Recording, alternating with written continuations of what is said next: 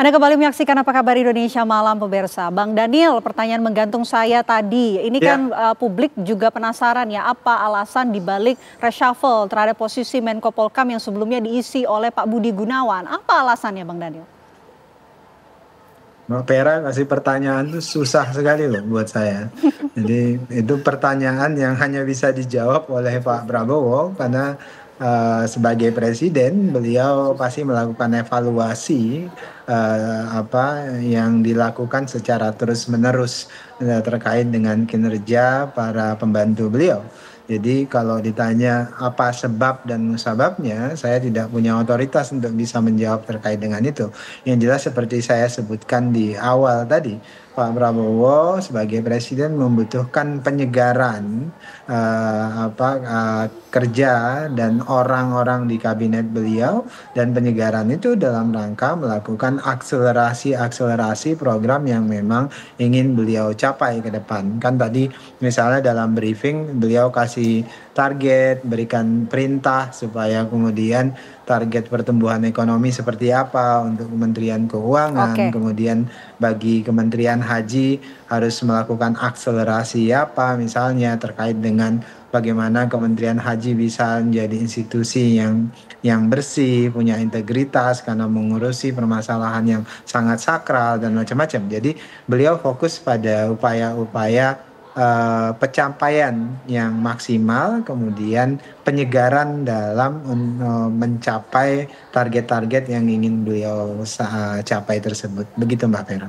Baik, kalau begitu saya mau tanya ke Mas Andi Azwan. Mas Andi Azwan, menurut Anda dari kacamata relawan, apa sih alasan dari Presiden Prabowo Subianto kemudian mereshuffle posisi Menko Polhukam yang diisi oleh Pak Budi Gunawan? Dan kalau kita lihat Pak Budi Gunawan ini kan orang yang mumpuni pada era Presiden Joko Widodo, juga pernah menjabat sebagai Kepala BIN, Mas Andi. Ya, waktu zaman Pak Jokowi adalah Kepala BIN ya untuk itu. Kalau kita bisa melihat ya, mungkin ya Pak Prabowo mempunyai alasan-alasan tertentu untuk bisa mereshuffle Pak Budi Gunawan. Yang dikatakan tadi dari Mas Agung itu kan terjadinya kemarin akhir Agustus kemarin terjadinya puncak yang namanya demonstrasi besar-besaran itu ya. Ya mungkin sebetulnya kan selaku Menteri Koordinator Politik dan Keamanan itu mungkin bisa membaca itu sebetulnya, memitigasi lah. Seharusnya yang dilakukan seperti mitigasi.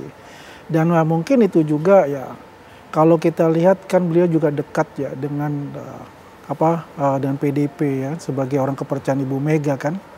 Ya mungkin juga salah satu pertimbangan ya mungkin dengan adanya beliau di sana ya teman-teman dari PDIP mungkin bisa bergabung dengan kabinet merah putih ya. Ya tapi kelihatannya nih ini kacamata saya kelihatannya kan tidak terjadi seperti mungkin itu ada salah satu mungkin penilaian KPI-nya dari Menko Polhukam ya. Untuk itu memang semuanya itu adalah hak prerogatif dari presiden yang menentukan siapa-siapa yang dia harus reshuffle, siapa-siapa yang tetap, dan itu adalah kebijakan beliau semua. KPI dan juga ada kedekatan dengan PDI Perjuangan. Mas Agung, Anda melihatnya seperti apa?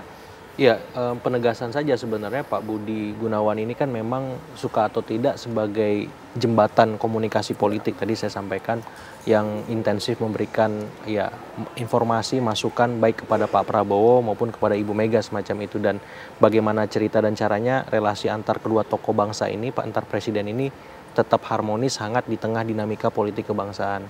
Cuman sayangnya ada dimensi-dimensi publik yang sifatnya teknokratik yang harus juga direspon oleh Pak Budi Gunawan, yang kemudian kemarin kita lihat demo besar di akhir Agustus itu memberikan banyak ekses baik secara politik, secara sosial, secara ekonomi yang itu gagal dimitigasi dengan baik oleh Kementerian Politik dan Keamanan, dan salah satu penanggung jawab utamanya Pak BG. Jadi kalau saya lihat memang Pak BG diganti itu karena publik melihat kinerja utama beliau sebagai Menko Polhukam memang belum optimal saja seperti itu. Pun ada dimensi politisnya hanya sebatas pelengkap, tapi yang jelas ini sebatas perimbangan politik kekuasaan kita ya, balancing of power antara antara Teuku Umar, Solo, dan Hambalang seperti itu. Karena yang akan menentukan nanti siapa penggantinya Pak BG.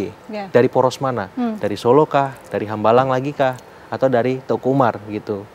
Sehingga ketika ad interim ini belum secara definitif, maka sampai itu pula kita belum bisa menyimpulkan apakah ada rasionalisasi atas poros-poros yang ada semacam itu. Termasuk ketika Pak Budi Ari digantikan oleh Pak Ferry, siapa nanti wamennya Pak Ferry gitu? Apakah dari relawan atau bukan? Nah kalau bukan berarti ada peran relawan yang dikurangi atau disesuaikan dengan kebutuhan seperti itu. Karena kemarin kan juga relawan Bang Noel juga diganti. Sekarang Pak Budi Ari seperti itu. Dan apakah ini trennya akan terus terjadi ya, penyesuaian penyusutan jumlah relawan di tubuh kabinet dan kemudian kekuatan partai yang lebih dominan atau profesional itu akan kita lihat ketika nanti ada reshuffle jilid 2 yang akan menggantikan pos-pos yang masih belum terisi, apakah Menko Polkam, Menpora, Wamenaker, ataupun memang tidak perlu diganti. Dan saya membaca ini bisa menjadi momen perampingan juga untuk kabinet yang dianggap terlalu banyak jumlahnya. Sehingga nama-nama ataupun pos-pos yang belum terisi tadi, kalau hanya sebatas wakil menteri, ya sudah tidak perlu, cukup menteri saja. Supaya apa? Supaya publik melihat objektif, oh Pak Prabowo ingin perampingan, oh Pak Prabowo ada perubahan nih. Sehingga apa? Sehingga fokus pada kinerja, fokus pada orang-orang yang sekarang sudah terpilih, bagaimana kualitasnya seperti itu. Oke, Bang Daniel, ini kan kalau posisi Menpora dikatakan sudah ada sosok penggantinya, tapi posisinya masih di luar negeri. Kira-kira sudah ada bocoran belum siapa kemudian pengganti Pak Budi Gunawan dalam posisi Menko Polkam, Bang Daniel? Aduh, saya nggak tahu tuh Mbak Vera. Jadi bocoran masa nggak ada, Bang Daniel? Enggak, saya nggak. Kalau kisi-kisi yang jelas pasti warga negara Indonesia yang mumpuni, kira-kira begitulah. Itu kisi-kisinya itu Mbak Vena. Jadi kalau siapa dan seperti apa, saya tidak mampu untuk menjawab itu. Yang jelas Presiden pasti memilih orang-orang yang menurut beliau itu bisa membantu beliau sepenuh hati dan bisa memastikan, mengkoordinasikan terkait dengan politik dan keamanan. Jadi yang jelas Pak Presiden akan mempertimbangkan dengan sangat matang.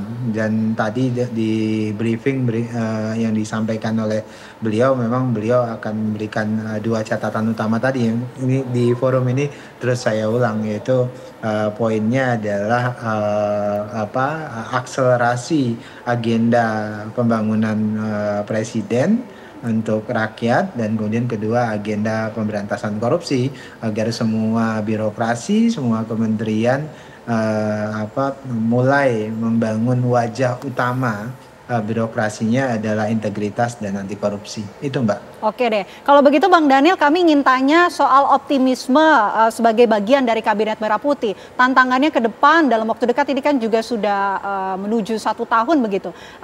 Tantangannya ke depannya akan semakin banyak. Optimismenya seperti apa untuk ke depannya, Bang Daniel?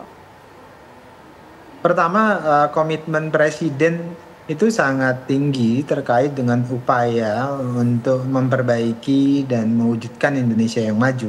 Dan salah satu backbone utama dari mengakselerasi Indonesia yang maju itu tentu adalah sumber daya manusia. Nah, oleh sebab itu untuk membangun sumber daya manusia yang kuat, Presiden ingin memastikan kinerja pemerintah itu bersih supaya kue-kue pembangunan itu bisa sampai langsung untuk kepentingan rakyat di masa kini dan masa yang akan datang. Ketika bicara pendidikan, kita sedang bicara masa yang akan datang, masa depan, dan itu yang selalu menjadi fokus Presiden Prabowo mempersiapkan itu. Kemudian yang kedua, optimisme yang patut kita apresiasi adalah semakin kritisnya publik.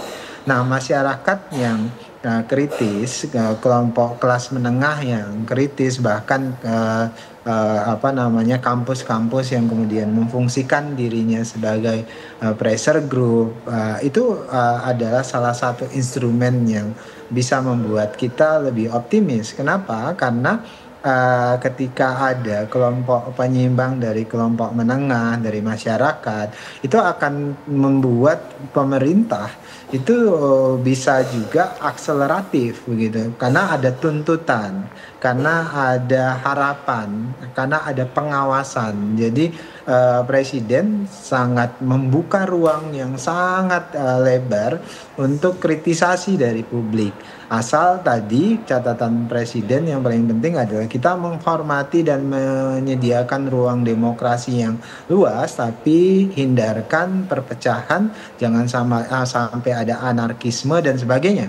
Nah, pada poin perpecahan, pada poin anarkisme, presiden akan bertindak dengan tegas dan keras terkait dengan ini, karena ini adalah ancaman yang serius agar kemudian agenda pembangunan kita tidak rusak. Kira-kira begitu. Oke, kalau dari Mas Andi Azwan melihat optimisme jelang setahun? Ya, kalau kita lihat optimisme, jelas kita sangat optimisme ya dengan kinerja-kinerja menteri-menteri beliau dan beliau sendiri bagaimana beliau bekerja. Dan juga kita melihat ya bagaimana juga masyarakat juga kritis ya. Apa yang dikatakan dari Bung Daniel tadi. Ya bisa mengawal bagaimana mengkritisi pemerintah, mengkritisi kinerja-kinerja dari kementerian-kementerian yang ada. Dan ini menjadi suatu cambuk ya kepada seluruh pembantu-pembantu beliau itu untuk fokus bekerja ya. Dan juga mewujudkan asta cita itu, terutama yang katakanlah korupsi itu. Karena itu yang sangat ya katakanlah beliau tuh tidak tendeng aling-aling. Beliau akan libat siapapun itu kalau bicara tentang korupsi. Inilah yang kita harapkan ini tetap konsisten sampai akhir jabatan beliau. Pembantu-pembantu beliau juga mempercepat kinerjanya, speednya. Ya. Jadi bukan presiden yang mengikuti speed menteri atau pembantu-pembantunya, tapi pembantu-pembantunya itu mengikuti speed dari Pak Prabowo. Jadi jangan selama ini kan Pak Prabowo mengatakan kinerja menteri saya hanya 6 yang kemarin. Dan kita berharap kinerja beliau setelah dari reshuffle ini bisa meningkat katakan jadi 8 misalnya. Sehingga apa yang diharapkan oleh masyarakat itu dapat tercapai dengan baik. Begitu, Mas Agung. Ya, saya kira ketika semua elit sudah terkonsolidasi dalam koalisi Indonesia Maju Plus, maka berikutnya bagaimana Presiden melakukan konsolidasi kepada publik yang menyampaikan, memastikan aspirasi itu benar-benar didengar, benar-benar bisa dihimpun dengan baik sehingga publik melihat ada harapan dan optimisme terhadap kinerja Kabinet Merah Putih. Dalam artian ini bisa menjadi turning point Presiden membangun koalisi dengan masyarakat. Ini bisa jadi titik balik bahwa Presiden bersama publik seperti itu sehingga gugatan yang selama ini muncul, tuntutan yang selama ini mengemuka itu bisa dijawab secara perlahan-lahan. Karena kalau hanya elit saja yang dirangkul, publik tidak dilibatkan, saya khawatir ini bisa menjadi bom waktu masalah yang mengemuka dan akhirnya memberikan ekses. Tapi Presiden sudah memulai dan harapannya menteri-menteri juga berkoalisi dengan publik. Dalam artian mendengar aspirasi publik, masukan-masukan, jangan hanya memberikan laporan asal Bapak senang ke Pak Prabowo, tapi publik ini apa responnya sampaikan ke Pak Presiden sehingga Pak Presiden objektif, Presiden utuh melihat semuanya dan harapannya kinerja menteri semakin baik seperti itu. Oke, itu harapan kita semua bersama ya. Tentu nanti kita nantikan bagaimana jelang 1 tahun, apakah optimisme untuk menghadapi tantangan berikutnya sama seperti apa yang dikatakan oleh Mas Agung, Mas Andi Azwan dan juga Bang Dani Azal. Terima kasih sudah bergabung bersama kami di Apa Kabar Indonesia Malam. Semoga sehat selalu.